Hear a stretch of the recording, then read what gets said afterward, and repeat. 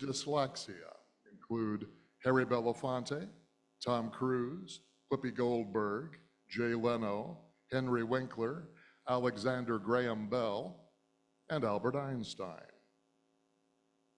Accomplished people with depression include Harrison Ford, Abraham Lincoln, and Billy Joel, who once tried to commit suicide by drinking furniture polish. He said in a subsequent interview, "I drank furniture polish because it looked tastier than bleach." Famous people with spina bifida include Hank Williams Sr. and John Cougar Mellencamp. Successful people with epilepsy include Napoleon Bonaparte, Charles Dickens. Growing up, the actor Danny Glover suffered not only from epilepsy, but dyslexia. Alfred Nobel, founder of the Nobel Peace Prize, engineer, chemist, innovator, armaments manufacturer, and inventor of dynamite, held more than 350 patents and controlled factories and laboratories in 20 countries. He suffered from epilepsy. He had migraines and seizures. People with epilepsy included Aristotle, Michelangelo, Leonardo da Vinci, Edgar Allan Poe, and Theodore Roosevelt, who, in addition to epileptic seizures, had very poor vision and severe asthma. Successful people with obsessive compulsive disorder include Charles Darwin, Nikola Tesla, Leonardo DiCaprio, and soccer star David Beckham. Famous people with stuttering problems or speech impediments include Bruce Willis, Tiger Woods, Samuel L. Jackson, and Moses. And you're all familiar, I'm sure, with the story of Stephen Hawking, who was diagnosed with ALS, or Lou Gehrig's disease, at the age of 21, and in time he could only speak with the assistance of a computer and was confined to a wheelchair. But he never allowed his disability to be an excuse to give up his desire to study the universe, particularly the general relativity and quantum mechanics. And his best-selling work, A Brief History of Time, stayed on the New York Times bestseller list for an astonishing 237 weeks. And on, and on, and on. The list of successful people who succeeded despite various handicaps is incredibly long. I've not even mentioned blindness or deafness, conditions that have been overcome by successful people such as Beethoven and Helen Keller.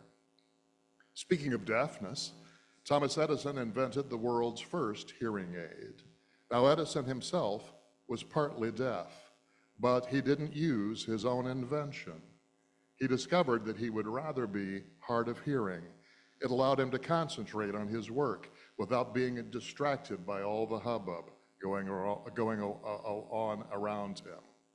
So what these people had in common is that they focused on what they could do rather than despairing over what they couldn't do. And the fact is, no matter what our ratio of abilities to disabilities might be, we are all incarnations of infinite possibilities. Emerson put it this way: what lies behind us and what lies before us are tiny matters compared to what lies within us. Abilities, disabilities, and possibilities. Stevie Wonder says we all have ability. The difference is in how we use it. Well, you may be thinking, what would inspire a guy with no legs to become a singer-dancer? We might remember Henry James, who said, until you try, you don't know what you can't do. But many people have overcome even more debilitating things than physical handicaps. Perhaps more harmful and more difficult to overcome are mental handicaps. I had an uncle who was a mathematics teacher, and by all accounts, a very, very good one. And I asked him once, Uncle Kenny, why did you choose math as your career? And he said, because growing up in elementary and high school, it was my most difficult subject. And when I got out of the Army and went to college on the GI Bill, I decided that if I could master mathematics, I could master anything.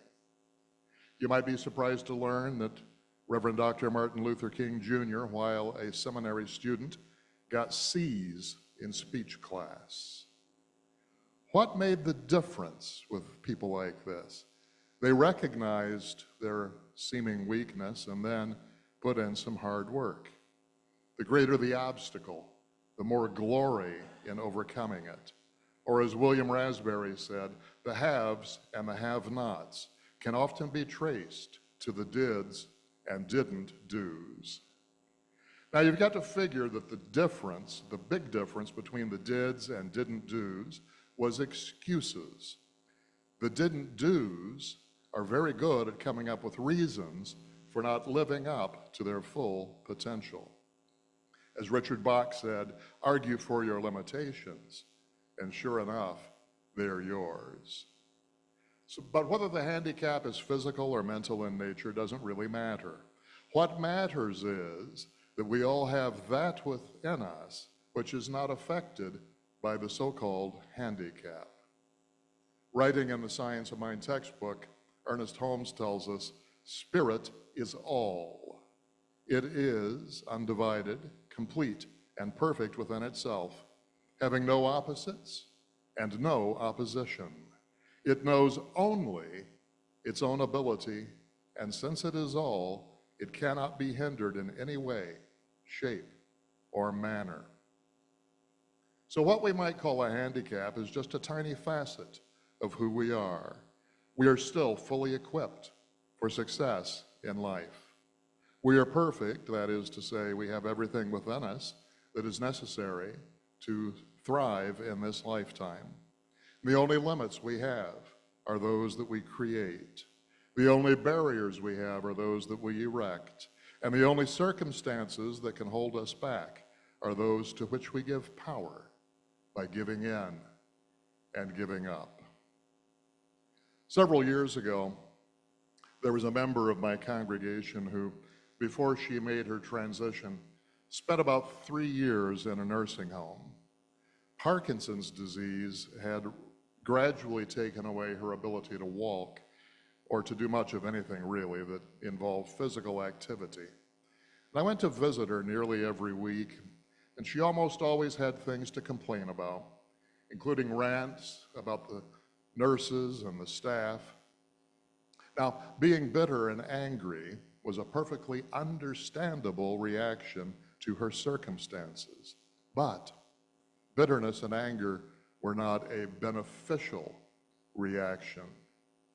Now, she had taken several Science of Mind classes, so I knew that she had studied how to do spiritual mind treatment. So I suggested that because her mind was still firing on all cylinders, that she perform a valuable service in that nursing home by doing treatment work for other patients and for the staff. And that's what she did. And when nurses or aides were ill-tempered with her, instead of getting angry and responding in kind, she asked them what was wrong. And she learned that their behavior very seldom had anything to do with her. It was problems at home or financial difficulties or whatever. She took the time to find out what was wrong, and then she told them she would be praying for them. Now, I have no idea how much she may or may not have helped the people in that nursing home, but I do know this: she helped herself tremendously. On my visits, I no longer heard about how horrible things were, and I started hearing about how this or that person was no longer mean or short with her. She used the abilities she still had to expand her world of possibilities. In one way of looking at it, she couldn't do much. But looked at from a broader perspective, she was doing a great deal. There's a saying by Henry Van Dyke that I've always loved: use what talent you possess. The woods would be very silent if no birds sang except those who sang best. The best use of a little talent will always outshine a limited use of a great talent. At the Florida State Fair this year, I saw an attraction where children could ride on miniature horses. And chatting with the owner or the operator, he told me that these were pygmy horses, bred for their small size. And he said that breeders try to make each successive generation smaller than the last. These little horses were very cute, and the little kids had a great time riding them. But I couldn't help but think that those tiny horses are a bit like many of us.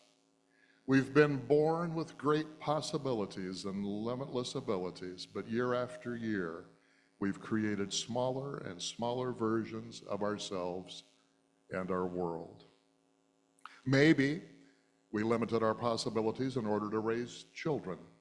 Maybe we limited our possibilities because of we had a spouse or a partner who disapproved of our dream. Maybe we said, I'll pursue my dream when I retire. And then maybe upon retirement, we discovered that we had physical reasons that we weren't quite as active as we used to be. Maybe we told ourselves to be reasonable. Maybe we decided that living the life of our dreams was just that, a dream. Use some common sense, we told ourselves. Be reasonable. But as George Bernard Shaw pointed out, the reasonable man adapts himself to the world. The unreasonable man persists in trying to adapt the world to himself. Therefore, all progress depends upon the unreasonable man. Whatever the case, by believing that our highest and best is impossible, we told ourselves a lie. And by believing the lie, we lived the lie. We failed to learn the lesson taught by the lives of those who achieved great things by believing in their abilities and ignoring their disabilities. And when we believe in lack and limitation, we build a world that is much smaller than the one we were born into.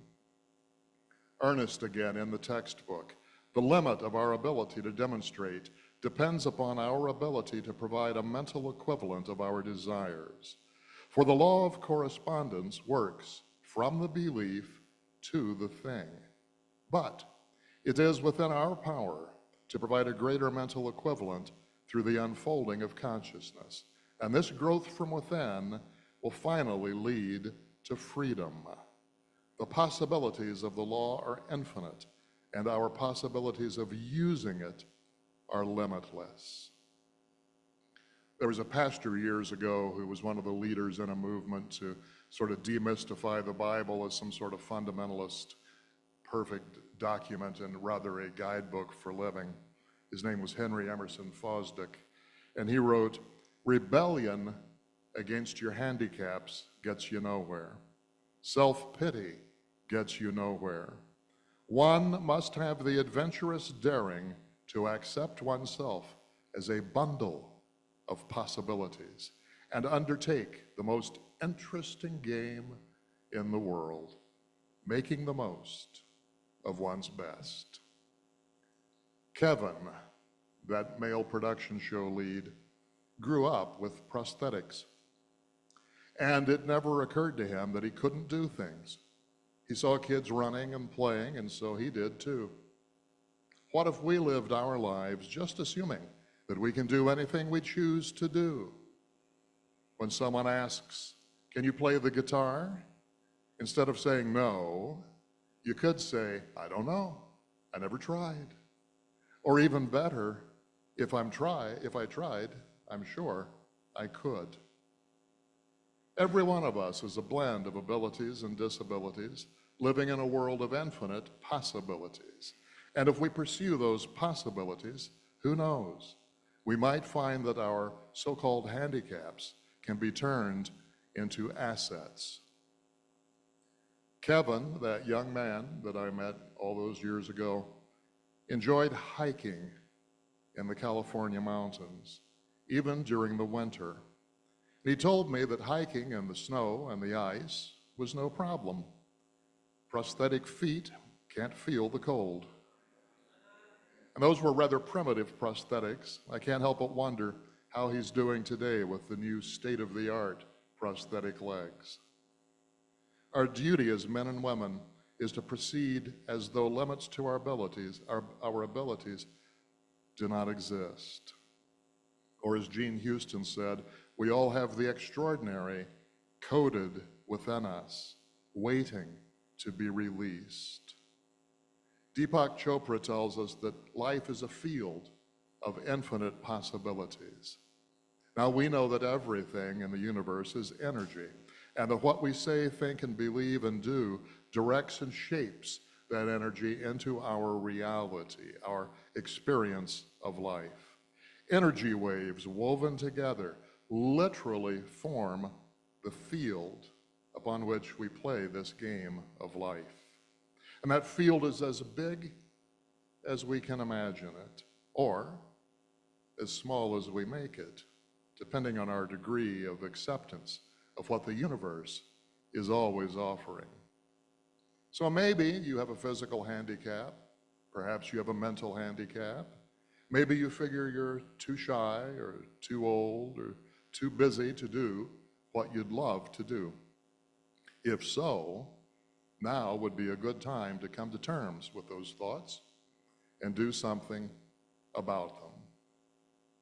A few years ago, I ran across a website that was run by people with disabilities, for people with disabilities. And here is some of their advice. And as you listen, notice how much of this advice really applies to us all. People with disabilities who consider themselves successful generally accept their disabilities as simply one aspect of who they are. They do not define themselves by their disabilities. They take responsibility for their own happiness and success. People with disabilities who responded to an online survey on this topic made the following statements. God makes each one of us with an ability. Society creates the dis. My personal opinion about disabilities is that everyone is disabled. It just so happens that there is a certain group whose disabilities are more obvious than others. So don't allow anyone to convince you that your disability is disabling. Remember always that you, and only you, have control of your life. We should focus on the ability in disability more than the dis. If we can do that, then we are more apt to succeed. Just like everyone else's, your life is a unique mix of strengths and challenges, abilities and disabilities. It is important to regularly take inventory of your strengths and limitations as you pursue a self-determined life. Then you can develop strategies for success that build on your strengths in your weaker areas and develop strategies to minimize their impact. And then there was another page on that website that had brief little bits of advice from people, young people and adults who have disabilities, and to think about whether these ideas apply to your life. They said things like, always remember that it's okay to be unusual, and trust in who you are. No one can take that from you. Learn to think for yourself and not follow the herd. Be tough, be assertive, do not get discouraged. Remind yourself that every life makes a difference. Make as big a difference as you can. And never, never use your disability as an excuse for not doing something. Remember, there is a whole world out there ready and willing to make excuses for you. And if you yourself make an excuse, others will happily accept the excuse. But every time such an excuse is given and accepted, you've limited what those around you will be prepared to let you do. In the Science of Mind textbook, Ernest had a lovely meditation on opportunities and possibilities. as I read the words that he wrote so many years ago, apply these to your own life and your own attitude about it. My opportunities are unlimited. There is a divine urge to express. It permeates me and fills all space and all people. All my affairs are in its hands. To it are clearly visible the best ways, methods, and means for my greater self-expression. I leave my affairs in the hands of this principle, and I cooperate with it. Today, the possibilities of my experience are unlimited. The Spirit flows through me, inspiring me and sustaining that inspiration. I have ability and talent, and I am busy using them. This talent is divinely sustained and marketed under a universal plan of right action. Life lies open to me, rich, full, abundant. My thought, which is my key to life, opens all doors for me. I am one with infinity and divinity. I realize this unity. I proceed on my way as one who knows that God goes with him into an eternal day of infinite privilege. I have only to open the portals of my soul and accept that which is ready to express through me. Today I fling those portals wide. Today I am the instrument through which life flows. George Eliot once pointed out that it's never too late to be what you might have been. Life is waiting for you and me to step up to the plate. Are we ready to do that?